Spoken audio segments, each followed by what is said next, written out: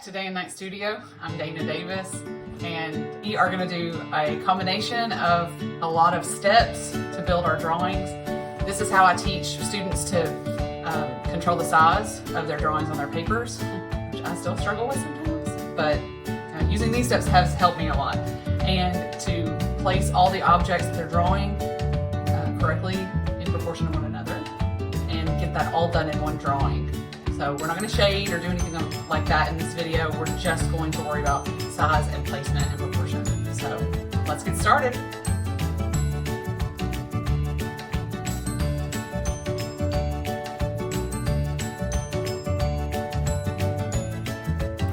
If you're using a reference image, go ahead and just draw all over it. See what you notice about where things are landing. I always start by dividing it into fourths with a vertical line and a horizontal line.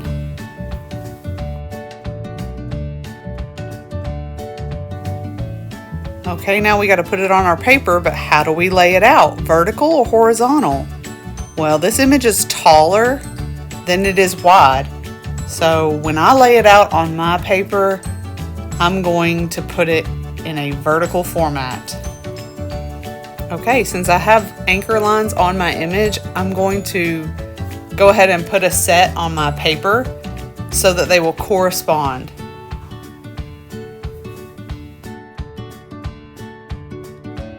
Okay, now I need to figure out the first object I'm going to place. It will determine the size of my entire drawing, so I really need to get it close. I'm going to use the neck of the bottle and say that the whole bottle is probably 3 or 4 necks tall. So that's what I'm doing here. I'm just saying, will it fit on my paper if I make the neck this long? Let's see. Maybe somewhere in down here.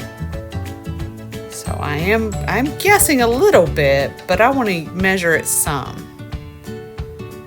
I'm going to hold my pencil like this on the end of my pencil, not choked up on the front of it. I don't want to be too tempted to draw too dark really early on. I will usually regret it because I'll end up moving something a little bit. And if I have big, dark, heavy lines, I can't ever get rid of them.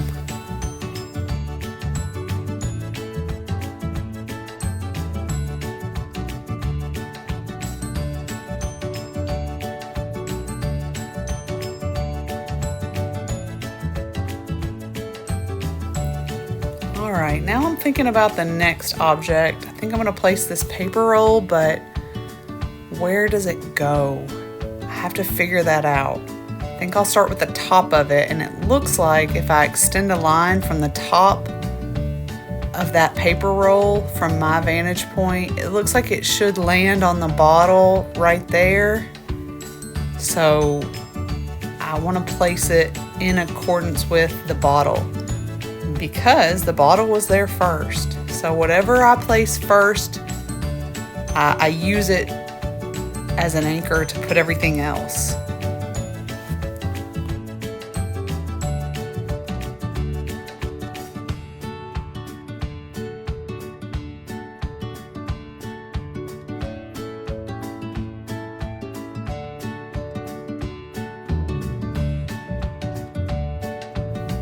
Okay, I thought this might happen. This bottle's giving me some trouble.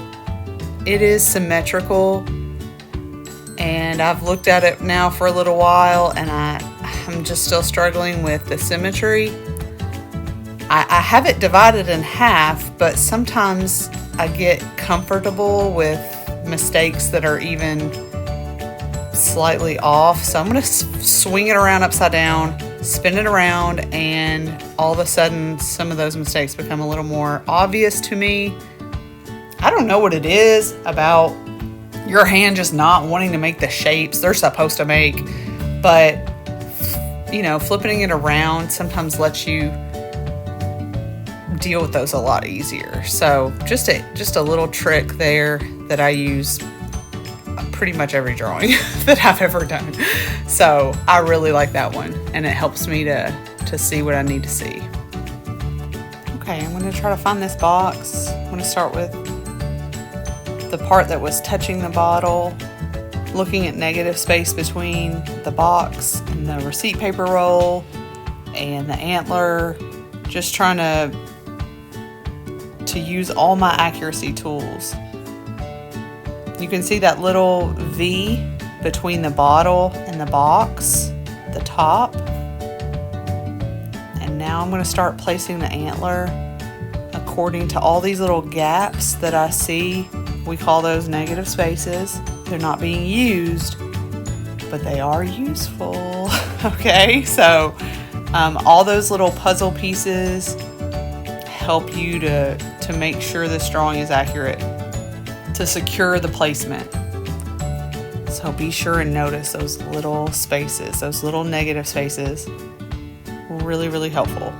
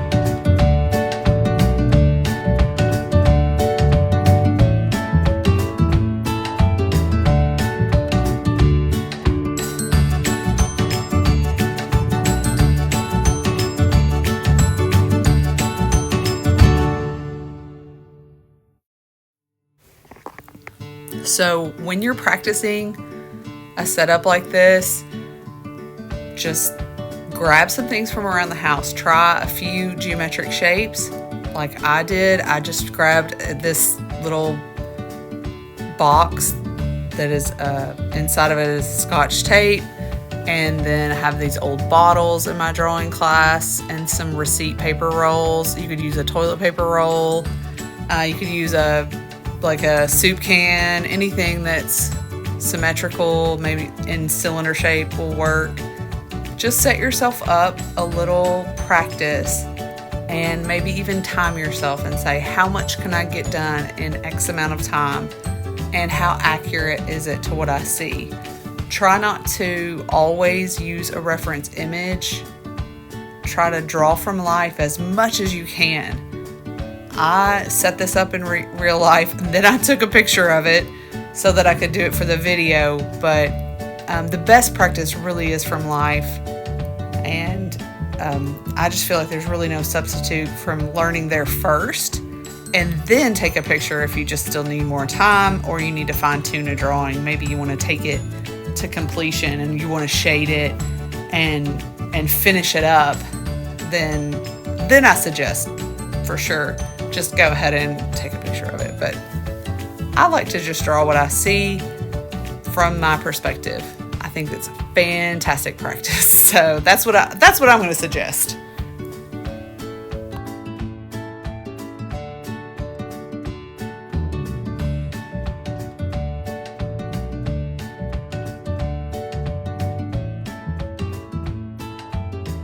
So normally I'll have students just set up something on their tables, and I have all these like weird, little objects in my drawing closet that they can choose from, and just say, hey, grab a few items and set yourself up a little still life that you can observe.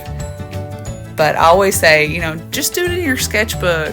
It doesn't even have to be this big. It can be a little thumbnail sketch, a little study. It doesn't have to be huge. It just has to refine your skills and observation.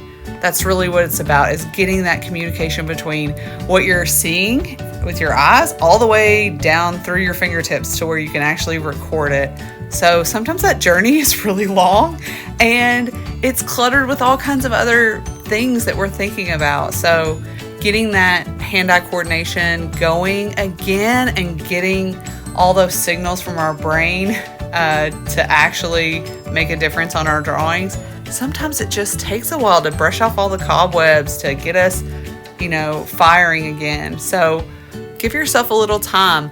Say, I'm going to look at all of these sketches when I'm done in my sketchbook, and I'm going to just pick the best one, and the one that I like the best, I'm going to take a picture of, and I'm going to shade it after that. Don't put yourself in this position where you feel so much pressure that you're just paralyzed.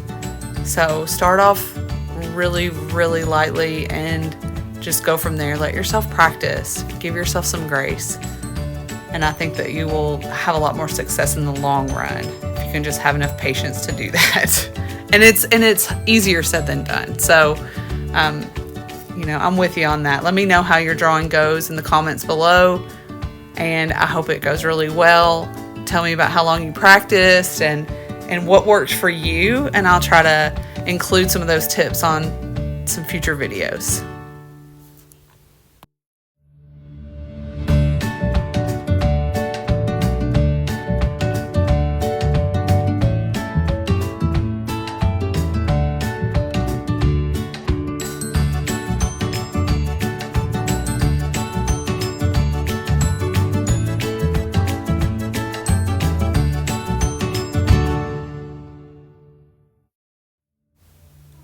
Okay, I'm drawing it a little darker just for the sake of the video and not, if I was going to shade this, I probably wouldn't go so heavy on these lines, but I'm also rethinking some of the shapes, just slight differences that I'm noticing.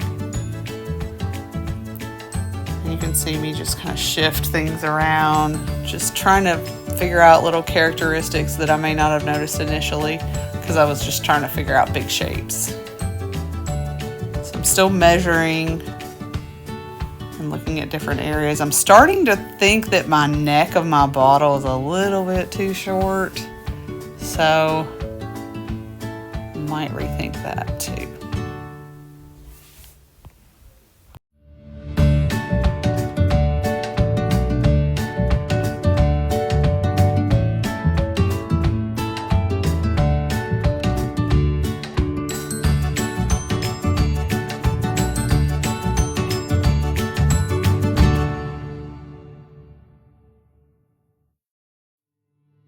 Usually if you have a feeling, like a gut feeling that something is off, as long as you drew it pretty light, probably just need to try it out the way you think it should be. So I'm going to extend this neck slightly and we'll see if that makes a big difference. So I think I may have just made it a little too short when I got into the shape of the bottle. Yeah, I think that's feeling better to me. When I look at my reference, I feel like I'm closer with the extended neck on that bottle. So I think that I made a good choice.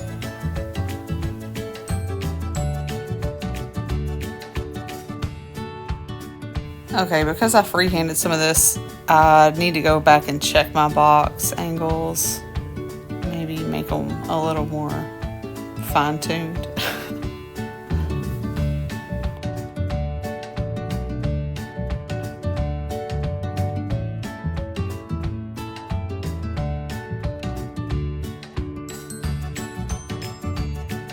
Alright, I've worked on this drawing for a good little while. Probably a little bit longer than I normally would in my sketchbook. I really am tempted to shade it, but I'm not going to. I'm just going to move on to a different one. I do want to check it one last time, turn it upside down, get away from it for a minute, have somebody hold it back for you, and do those final checks.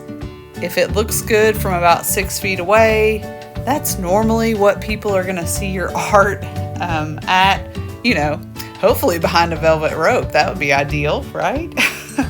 But they're not going to look at your drawing nearly as closely as you were looking at it when you're drawing it, especially if your nose is almost to the paper.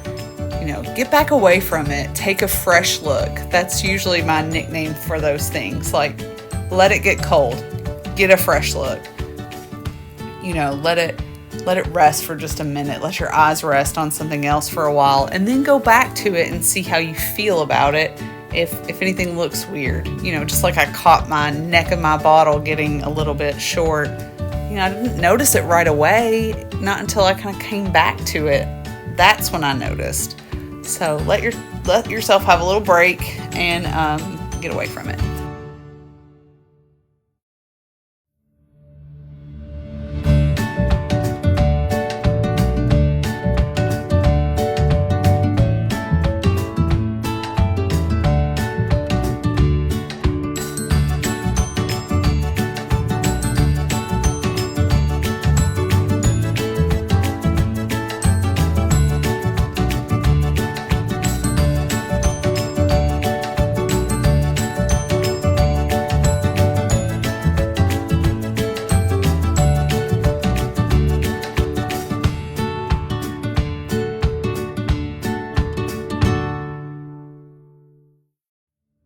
Okay, that wraps up our 5-part series on underdrawing. I hope that you saw the step-by-step and that it was helpful. If you know anybody who likes to draw, go ahead and pass this video along. If there's anything else that you want me to cover, just leave it in the comments below. And I hope you had a good day and you enjoyed drawing.